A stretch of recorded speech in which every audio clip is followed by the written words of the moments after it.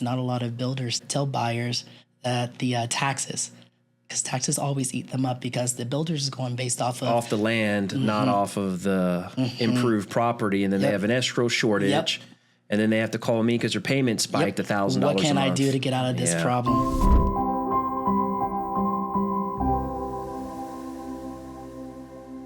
This is Chris Johnson with SurePath Lending. I'm sitting here with Martae Hunter. That's me. Martae. That's an interesting name. Where'd that name come from? Let's just say my mom wanted me to have a unique name. Okay. Something that stands out. So it does stand out. And I know it's probably, I actually now use it as branding. Yeah, let me stop you there. I was going to say that. So your mom obviously had no idea that you would be in the profession that you're in now. What profession are you in? I'm a realtor. A realtor, okay. But having a unique name, I would assume, does help with branding, right? It does. I actually started an LLC because of my name. So it's Martae LLC. Okay. And I plan on making that my biggest brand just because I don't think there's many people with my name, so I can run with it. I like that, Martae LLC. So how long have you been a real estate agent for? I've been in real estate for about, 6 years or so, maybe a little over 6. But I've been full-time for a little over 3. Okay. Wow, 3 years full-time. How did 2024 treat you? It was a pivot. And when I say that, it wasn't a market for every home buyer and every home seller. So let's just say on my buyer's side, I couldn't go about it by having my clients go into existing homes and thinking that they're going to get, like in your industry, those great rates. So now we're having to negotiate those beautiful concessions where you're having to buy down those rates. The 2-1 buy down and 3-2-1 buy downs. Exactly. And then if they come into those situations where they have a desirable home in a desirable area, I mean, we still were getting multiple offers situations. So if you were moving into an area that, you were looking at this existing standing home and they maybe were building brand new construction homes a few miles away, that may have been a better option for a lot of my clients just because builders are just like going to a car dealership and buying brand new cars. They're always going to offer you giving stuff away. Yep. Whether it's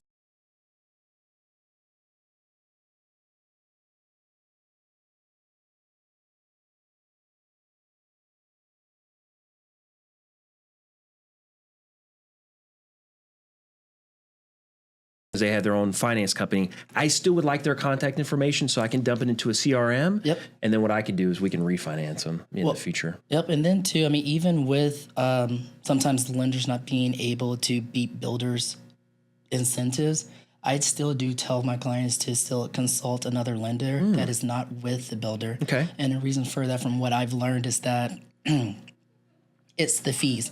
So they may be offering you these low interest rates. But they got you on the fees. But they get you on the fees on the back end. And sometimes especially if it's a first-time home buyer, they're already coming at it as, this is my first home. I'm not trying to come out of so much money when I'm having to put down all the money. So when they actually lay out all of these fees in that itemized list and whatnot, it may change some people. Yeah. And then too, I also refer them to other lenders because not a lot of builders tell their client or tell buyers that the taxes, because taxes always eat them up because the builders is going based off the land, not off of the improved property, and then they have an escrow shortage, and then they have to call me because their payment spiked $1,000 a month. What can I do to get out of this problem? Yeah. So it's still, even in a situation like we are in right now, it still was always good to consult someone other than a builder's lender. No, that's nice. Earlier today, we were talking about ways to succeed in 2025. Okay. And whether you're a real estate agent, a loan officer, the word we were discussing is perseverance. So it's enduring a difficult situation. 2024 was difficult. How do you plan to persevere in 2025? Honestly, it's just I've had the ability, and I think the best tool that I have is communicating with lenders. Because I can't do my job better if I don't know what's going on something that I'm so unfamiliar with. Like, I have an inkling of knowledge when it comes to, let's say, interest rates and how the lending side works, But if you have someone you trust or a team that you trust going through those low moments, then it helps you better your client situations moving forward. Okay. Because you can help guide them in the best way. Because once we get into the transaction of real estate, that's my forte, but it's not that easy sometimes. And sometimes you need help on that front end along the help on the back end. Yeah. But and the only way you can do it is with getting the help of good lenders who know exactly what they're doing, because they're the numbers guys. And it takes money to buy a house. It does take money, and the lenders definitely are key to making sure the transaction is as smooth as possible.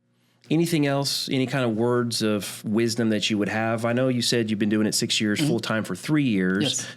But obviously to make it through what we all just got through, you're successful. There's this level of success that you have. What about for real estate agents that might be 3 years or less? Like, what words of advice would you give to them? Have a good team. Have a great broker. Have someone who's willing to, I wouldn't say put the training wheels on and just kind of like hold you up and push you through, but at least someone, if you do fall over without those training wheels on, who can help guide you in making sure that when you do fail, how to make sure that same situation doesn't happen again, or you can foresee it because you've been through it already, and making sure that you don't go through a failure. Okay. Now, I've asked you a lot of questions. Before it. I know, a lot. I don't have any more for you. Do you have any questions for me? What would you tell someone who seen 2020 for clients who have, like, let's say a first-time home buyer, who sometimes they get priced out, or the interest rates change so much? Yeah. What's some advice you would give them? The same advice that we just talked about, and I would just tell them to persevere. Okay. I would tell them don't give up. Owning a home, they say it's the American dream. America, a big reason why it's superpower is because of home ownership. And so home ownership is highly important to the success of counties, of states, of the country. And so what I would tell those first-time home buyers is just don't give up. It takes time. I know rates are pretty high right now. Values are going up. It's just persevere. Endure through these difficult moments. But the other thing, too, that I really want first-time home buyers to understand is a lot of times they see the interest rates and it discourages them from buying the house. But what will happen for sure is that rates will come down. At some point in time, rates will come down. Absolutely. But what will also happen for sure is that the house that they're looking at, that value more than likely is just going to keep going up. So I don't want them to get to the point where they keep waiting for the perfect moment to buy the house. I mean, at some point in time, if they want to get into a home, they're going to just need to strike. Yep.